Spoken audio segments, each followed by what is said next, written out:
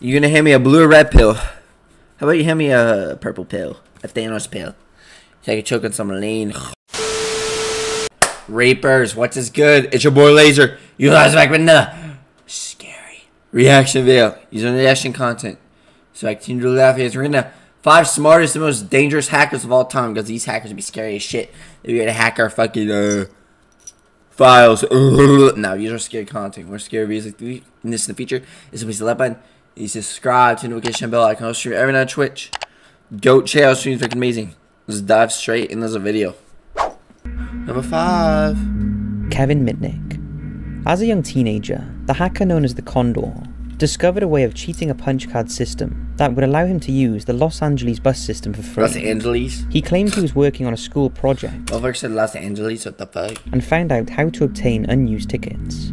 Only a few years later, he managed to access the computer system of the Digital Equipment Corporation and copied their software.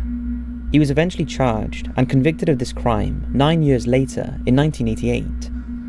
After spending a year in prison, Mitnick began to hack into the systems of a number of large corporations, including IBM, Nokia, and Motorola.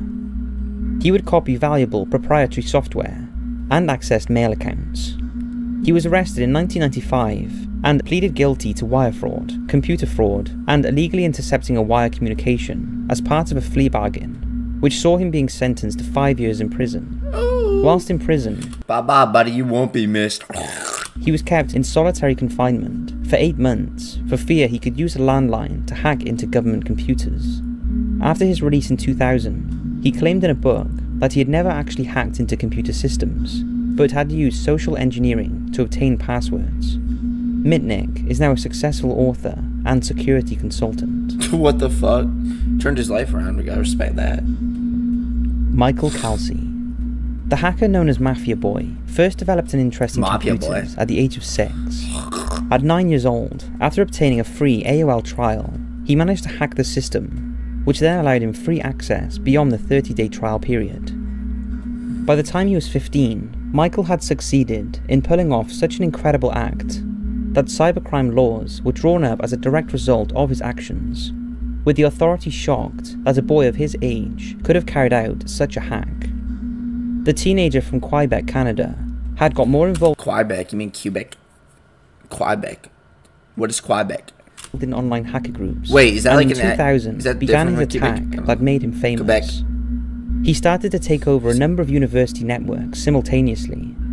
He created a situation where all the networks were responding at the same time, resulting internet, target server, zombies, in it being overwhelmed. Within hours, using the same methods, he targeted the networks of Yahoo, then the largest online search engine, Amazon, CNN, Dell, E-Trade, and eBay. All of these sites were paralyzed by Michael's actions. The FBI eventually caught up with him, and in September 2001, he was sentenced to 8 months in youth custody. Today, Michael works as a white hat, someone who identifies I thought this hacking shit was like felonies. Never mind. Security flaws in networks, and has also written a number of articles on the subject. Interesting. Steve and Steve.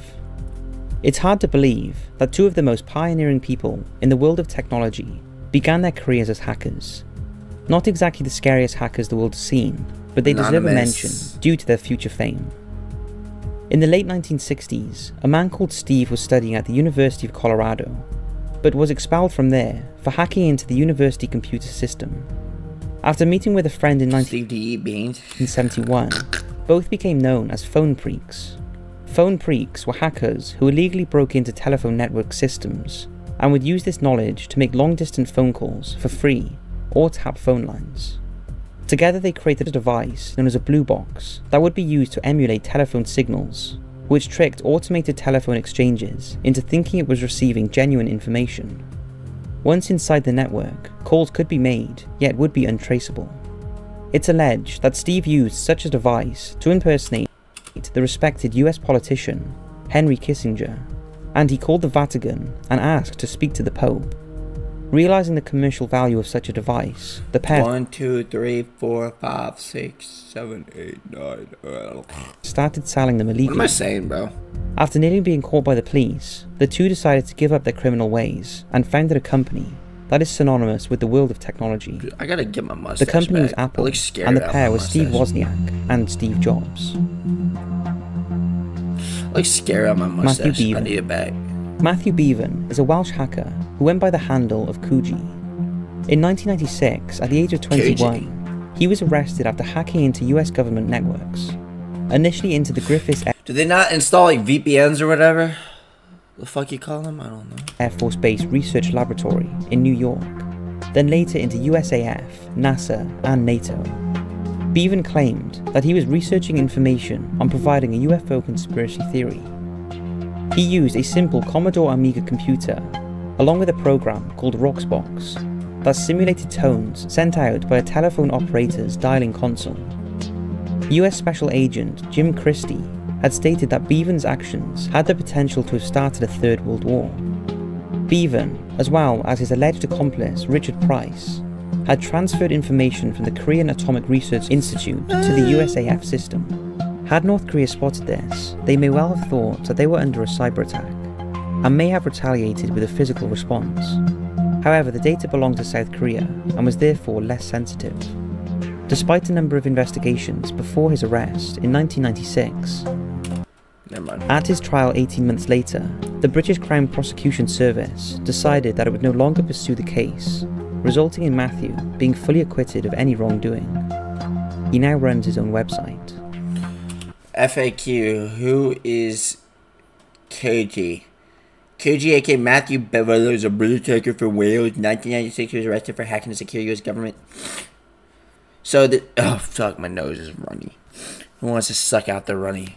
What's the Dolph thing all about? The fuck is this? I don't even know. I'm just saying shit out my ass, bro. Jonathan James. In September 2000, Jonathan James of Miami, Florida, became the first miner to be convicted of a cybercrime. Miami, Florida. Age of 16, James, who operated under the name Comrade, was found guilty of juvenile delinquency, as his age prevented any law drawn up being applied to his crime. His sentence of 6 months of house arrest seems today to be lenient, especially when we consider what he had done. You gonna hand me a blue or red pill? How about you hand me a purple pill? A Thanos pill. So I can choke on some lean. At the age of 15, the US Department of Defense discovered that James had hacked into schools and a number of private companies, alongside government agencies, including NASA. Despite stealing software and information from NASA, valued at over $1.5 million, James had yet to implement his greatest intrusion. In the late summer of 1999, he gained access to the Department of Defense systems, which monitored and analysed threats to the United States.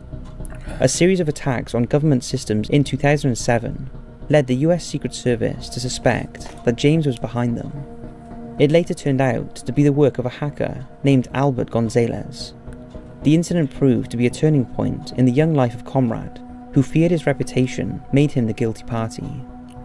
In May 2008, James was found dead from a single gunshot wound.